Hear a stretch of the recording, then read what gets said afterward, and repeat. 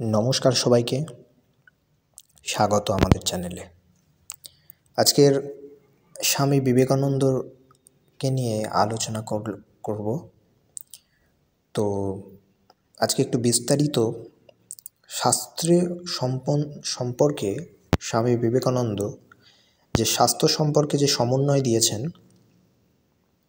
এবং তিনি যে আমাদের সনাতন ধর্মের সমস্ত শাস্ত্রীয় গ্রন্থগুলিকে মান্যতা দিতেন, এখানে তিনি পরিষ্কার করে দিয়েছেন। কারণ তিনি যেহেতু বলেছেন আমাদের জন্মপ্রাপ্ত ধর্ম, যে আমাদের যে জন্মপ্রাপ্ত যে ধর্ম রয়েছে, এ ধর্মের ভিতর কি কি ভাব রয়েছে, কি কি গুণ রয়েছে এবং ঋষি মহর্ষিরা কেমন ছিলেন, তারা সত্য সাক্ষাৎ কিভাবে করেছেন, এই নিয়ে তিনি আলোচনা করেছেন। তিনি আমাদেরকে বলেছেন যে প্রাচীন ধর্মের প্রতি আমাদের এগিয়ে যেতে হবে। তো এখানে মূল মন্তব্য এই যে স্বামী বিবেকানন্দ কিন্তু আমাদের সনাতন ধর্মের কোনো গ্রন্থগুলিকে অস্বীকার করেননি। কারণ বহু মত সম্প্রদায় রয়েছে, তারা বলেন যে স্বামী বিবেকানন্দ হিন্দু শাস্ত্রীয় অনুযায়ী চলেননি, হিন্দু শাস্ত্রীয়কে তিনি মানেননি। এমনটা নয়। কারণ তারা যদি স্বামী বিবেকানন্দ সম্পর্কে একটু ভালো করে পড়তো বা জানতো, তারা এই জিনিসটিও মনে রাখত যে স্বামী বিবেকানন্দ হিন্দু ধর্মেরই একজন সন্ন্যাসী ছিলেন।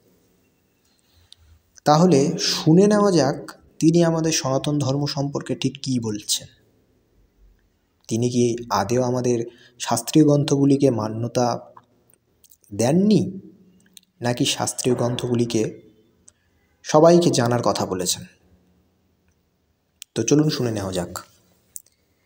স্বামীজি বলছেন, এই ঋষিগণকে বাৎসায়ন বলেন, যিনি যথাবিহিত ধর্ম প্রত্যক্ষ উপলব্ধি করিয়াছেন, তিনি ম্লেচ্ছ হইলেও ঋষি হতে পারেন। তাই প্রাচীনকালে বেশ্যাপুত্র বশিষ্ঠ, ধীবরতনয় ব্যাস, দাসীপুত্র নারদ প্রভৃতি সকলেই ঋষিপদ প্রাপ্ত হয়েছেন। কারণ প্রকৃত উপায়ে এই ধর্মের সাক্ষাৎকার হইলে আর কোনো ভেদ থাকে না।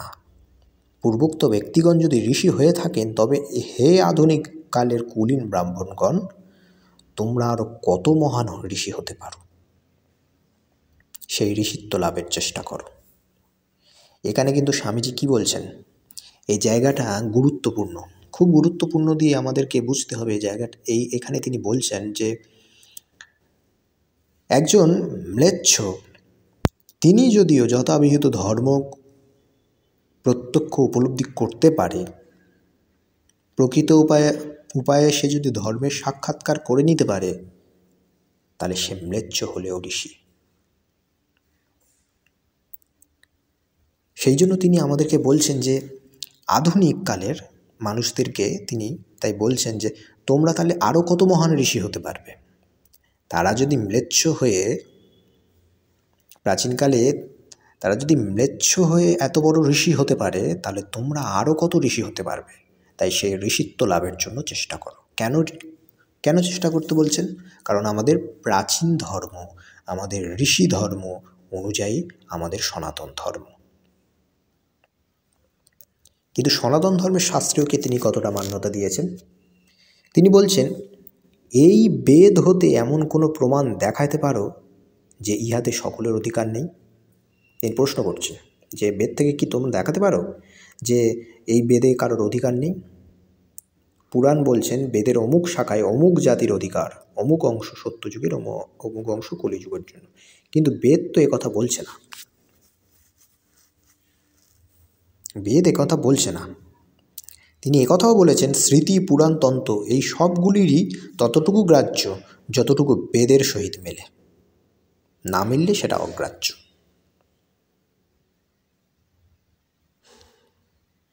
এটাই তিনি বলতে চাইছেন। কারণ বাংলা সম্পর্ক আমাদের এই সমাজে বেদের চর্চা খুব কম, এই জন্য বেদের চর্চা তিনি করতে বলছেন। তাই বলে তিনি এটাও বলেননি যে পুরাণ বা তন্ত্র আর সমস্ত গ্রন্থকে তিনি অস্বীকার করতে বলেছেন, এটাও তিনি বলেননি। তিনি বলছেন,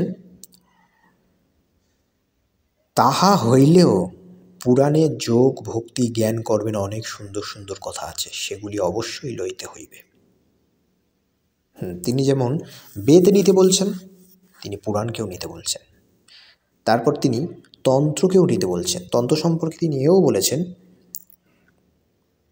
যে বৌদ্ধদের ভিতরেই সেই যাগযজ্ঞের ভালো ভালো অংশগুলি গোপনে অনুসৃত হইতে লাগিল, তাহা হইতেই তন্ত্রের উৎপত্তি। তন্ত্রের বামাচার প্রভৃতি কতগুলি ঘৃণ্য ব্যাপার বাদ দিলে লোকে যতটা ভাবে উহা ততটাও খারাপ নয়। বাস্তবিক বেদের ব্রাহ্মণ ভাগই একটু পরিবর্তিত হয়ে তন্ত্রের মধ্যে বর্তমান রয়েছে। অর্থাৎ তিনি শাস্ত্রীয় সম্পর্কে অনেক কিছুই জানতেন এবং তিনি কোনো শাস্ত্রকে এবং কোনো মানুষকে ছোট করে দেখেননি, তা কিন্তু এই আলোচনা থেকেই বোঝা যাচ্ছে। তিনি যেমন বেদ মানতে বলেছেন তেমন পুরাণ মানতে বলেছেন। তিনি যেমন ম্লেচ্ছকে মানতে বলছেন, তিনি তেমন নিজেদেরকেও ঋষিত্ব লাভের চেষ্টা করতে বলছেন। এইভাবে চললে তিনি বলছেন যে এইভাবে চললে জগৎ তোমাদের নিকট শতই নত হইবে। আজকে আলোচনা ভালো লেগে থাকলে আমাদের পাশে থাকবেন। নমস্কার, ধন্যবাদ।